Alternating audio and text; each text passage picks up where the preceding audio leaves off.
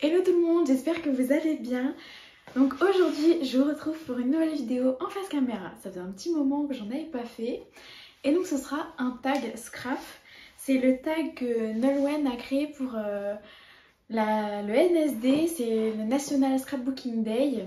Et donc j'avais promis que je le ferais, je le fais enfin. J'ai pas eu beaucoup de temps. Donc je vous mettrai son tag, ses liens en barre d'infos, vous pourrez tout retrouver. Et désolée de le faire comme un tag, c'est le Scrap et toi, je crois. Ça, c'est le Scrap et toi, donc elle a sorti pour la journée du scrapbooking. Donc la première question est: quel est ton surnom dans le monde du scrap? As-tu une explication? Donc mon surnom c'est Agatha Créa parce que je m'appelle Agathe et que je fais du scrap, je fais plutôt des créations. Donc voilà, avant c'était les créas d'Agathe, mais je trouvais ça trop long et pas très personnel, donc du coup j'ai trouvé Agatha Créa et puis tout de suite ça m'a convenu. Alors, comment as-tu découvert le scrapbooking? Donc avant, comme je vous l'ai dit dans un précédent tag, avant je faisais de la pâte polymère, donc c'est vrai que je connaissais un petit peu, mais voilà, ça m'attirait pas forcément trop. Et j'ai découvert le scrap en fait en allant chez Action et en regardant des vidéos scrap. Voilà. Depuis quand pratiques-tu le scrapbooking? Donc comme je vous l'avais dit dans mon précédent tag, depuis que je suis en 5e, et ça doit faire 4 ans et demi, 5 ans peut-être. Donc voilà, c'est pas très précis, mais c'est déjà ça. Alors, quel type de création préfères-tu faire? Mini-album, page, snail mail? Alors moi je suis clairement team création, mini-album, project live, c'est vraiment les créations que j'aime le plus faire. Après c'est vrai que de temps en temps j'aime bien faire des petits envois, des lodis d'enveloppes, etc. que j'offre à des scrapeuses autour de moi. Mais sinon, ouais, je suis plus team mini-album et project live. Ne l'oublions pas. Ensuite, quelle a été ta première création? Alors ma première création c'était une carte pour l'anniversaire de ma grand-mère que je n'ai plus puisque je lui ai offert, mais je ne pense pas qu'elle soit toujours en vie parce que j'avais utilisé du double face de chez Action et le résultat après catastrophique, donc je ne l'ai plus. Par contre, je pense que je peux retrouver des très vieilles cartes que je faisais parce que j'ai commencé en fait avec des cartes, mais c'est pas très concluant. Je suis vite passée au mini-album. Alors, quelle a été la première collection marque de scrap que tu as acheté? Donc les premiers articles scrap que j'ai achetés c'était du Action. Et après j'ai très vite découvert Toga et j'ai acheté, il me semble que ma première collection c'était Tropical Paradise de Toga. Donc j'essaierai de vous la mettre en petit insert, donc comme ça vous ferez un petit aperçu. Et je l'aime toujours autant, j'ai racheté l'année dernière quelques articles pour pouvoir continuer avec. Et donc voilà. As-tu aujourd'hui une marque préférée? Si oui, laquelle? Alors j'adore le groupe American Craft, franchement j'adore ce qu'ils font, leurs produits, We Are Memory Keeper, enfin bref, American Craft en général j'adore. Et après si je partirais sur une marque française, euh, j'aime bien Béatrice Garny et j'aime de plus en plus Sokai. J'aime beaucoup ce qu'ils font, mais le problème c'est qu'ils font pas beaucoup d'embellissements, ils font surtout des tampons. Et les tampons c'est pas le truc que j'utilise le plus, donc voilà. Mais j'adore quand même leur collection. Quelle est ta collection de scrap préférée, celle que tu adores par-dessus tout? Alors j'achète pas beaucoup de collections, puisqu'en fait je suis abonnée au kit Project Life dans mes pochettes, donc c'est vrai que je reçois un mix de différents de papiers, embellissements, etc. Des dernières sorties ou pas. Donc c'est vrai que j'ai pas beaucoup de collections en elles-mêmes, mais celle où je me suis beaucoup amusée à créer, c'est donc le mini-album sur Disney que je suis en train de finir, que vous n'avez toujours pas vu, je vous montre promis bientôt. Et c'est la collection donc Sweet Story de Crate Paper que j'adore. Pareil, vous verrez un petit insert. J'avais découvert très tard, donc j'avais pas eu beaucoup d'articles de la collection, mais avec le peu que j'ai eu, j'ai réussi à faire un album que j'adore. Donc je vous le partagerai bientôt, promis. Alors ensuite, as-tu une scrap room, une pièce spéciale pour le scrapbooking? Alors avant j'en avais une, maintenant j'en ai plus, je suis retournée dans ma chambre. C'est vrai que j'avais eu la chance d'avoir la chambre de ma grande sœur pour faire une scrap room, ce qui n'est plus le cas. Sur le moment je savais que j'avais énormément de chance parce que vraiment ça me permettait, du moins pendant le premier confinement, ça me permettait vraiment de faire la coupure entre les cours à distance et le scrap. C'est vrai que là ça a été un peu plus compliqué, mais bon, j'en ai plus. Mais c'est pas pour autant que j'aime pas ma chambre et que ça, enfin, j'adore créer dans ma chambre honnêtement.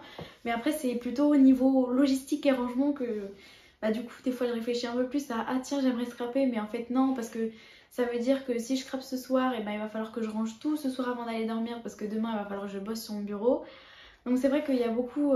bah des fois ça me rebute un petit peu de scraper le soir. Mais c'est comme ça. J'ai quand même la chance d'avoir de bons rangements, un beau bureau, donc c'est pas grave. Si tu ne pouvais garder que 5 outils sur ton bureau, lesquels seraient-ils? Alors en un premier temps, ce serait le massicot, parce que pour moi, sans massicot, on fait rien. Ou du moins si on peut faire avec un cutter, mais je trouve que c'est beaucoup moins précis et c'est chiant, concrètement. Et après, bah, ce serait plutôt tout ce qui est outils de base, le colle, un peu de mousse 3D parce que c'est sympa quand même de pouvoir mettre des trucs en relief. Ça serait, je pense que la Big Shot ferait partie des outils sur mon bureau. Et il doit m'en rester un, je pense. Qu'est-ce que ça serait d'autre? Bah, c'est pas trop un outil, mais une belle collection à scraper, ça serait chouette. Donc ouais, il y a pas mal d'outils chouchous que j'ai, mais en soi, ça dépend pour ce qu'on fait. En matériel de base, je trouve que bah, massicot, colle, ciseaux aussi, ce serait important, Big Shot, on est déjà pas mal. Voilà. Alors, cite 3 produits qui sont sur ta wishlist, outils, collection, meubles. Alors, il y a 2 collections de chez Socai. Il y a la collection So Fall et la dernière collection, la So Bloom, que j'aime beaucoup. Et comme je vous l'ai dit, je suis pas très fan des tampons parce que bah, en fait je les rate tout le temps. Ils sont jamais très précis. Donc ce serait de rajouter la presse à tampons de chez Artemio. Voilà, donc peut-être dans un prochain haul, vous verrez ces petits articles à voir. Où achètes-tu ton matériel? Site, boutique. Alors j'achète mon matériel sur ma boutique chouchoute, du moins française, c'est dans mes pochettes, donc la boutique de Perrine. Comme vous savez peut-être, ça fait 1 an et demi que je suis abonnée à ces kits et vraiment j'adore. Je complète souvent mes kits quand elle me les envoie, je me les complète, je me fais quelques petits plaisirs. Et c'est vrai que j'adore sa boutique, elle est vraiment géniale. Il y a de tout et c'est une personne géniale aussi, donc je pense que c'est pour ça que j'aime autant. Et après, un autre site que j'aime beaucoup, c'est Craftelier, Custo Déco, enfin c'est 2 autres sites. Parce que en variété de gamme, il y a énormément de choix. Les prix sont très raisonnables. Pour Custo Déco, on trouve facilement des codes promo parce qu'ils ont une sacrée design team. Et pour Craftelier, les prix sont vraiment intéressants. J'ai jamais eu de soucis. Et puis il y a des articles en fait qu'on trouve que sur leur site. Et leurs Craftelier basiques aussi, ils ont l'air juste génial. Donc voilà, si je pouvais m'acheter pas mal de trucs, je commanderais sur Craftelier dans mes pochettes et Custo Déco. Voilà. Alors ensuite, si tu devrais travailler pour une marque, faire partie de leur design team, laquelle ça serait? Alors j'aimerais beaucoup donc faire partie de la design team American Craft, ce serait vraiment un rêve. Mais bon, je pense que j'ai pas une assez grande communauté pour en faire partie. Et sinon, j'aimerais beaucoup travailler pour Custo Déco et dans mes pochettes aussi parce que bah, comme je vous l'ai dit, j'adore leur boutique, j'adore ce qu'ils font. Et voilà, j'aimerais beaucoup travailler pour eux.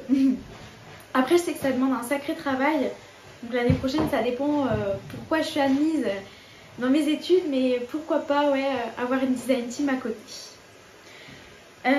Où trouves-tu ton inspiration en règle générale? D'autres personnes, réseaux sociaux, nouvelles collections? Alors bah, je trouve beaucoup sur les réseaux sociaux, avec sur Instagram, avec ce que partage tout le monde un petit peu, sur les boutiques aussi et sur les hauls, parce que bah, le fait de regarder des nouveaux produits, etc. Bah, ça donne des idées aussi. Ah tiens, bah c'est vrai que j'ai un papier qui ressemble à ça, je pourrais le faire comme ça.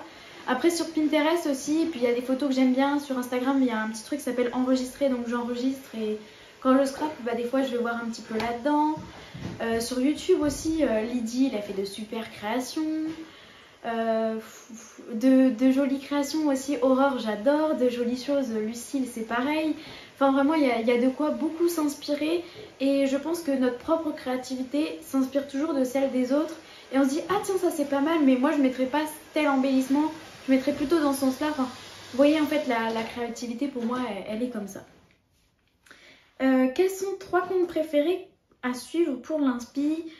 Alors bah je pense que ce seraient les comptes que j'ai dit précédemment.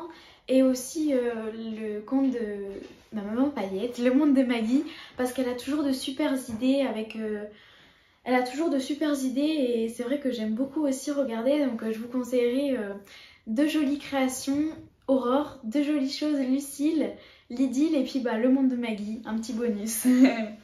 Donc voilà, donc je vous préviens, tout sera en barre d'infos.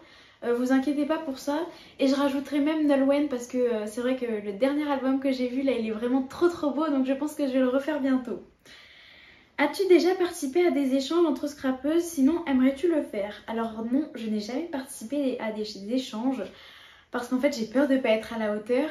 Mais il se pourrait que peut-être ça arrive prochainement.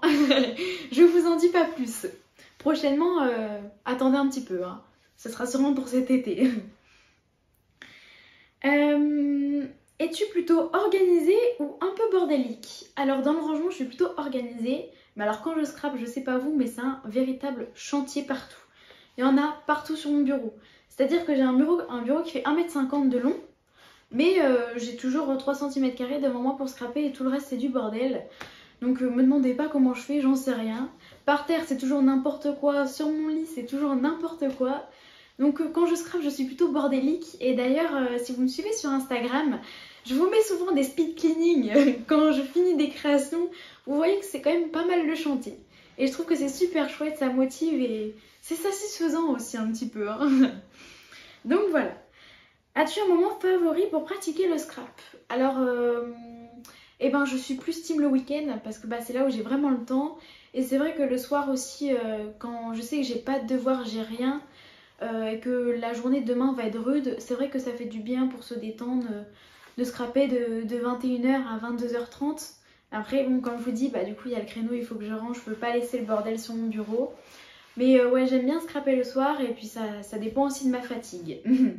Combien de temps scrapes-tu par semaine environ? Alors je dirais, je dois scraper 3-4 heures par semaine parce que comme je vous dis, ça dépend de ma semaine.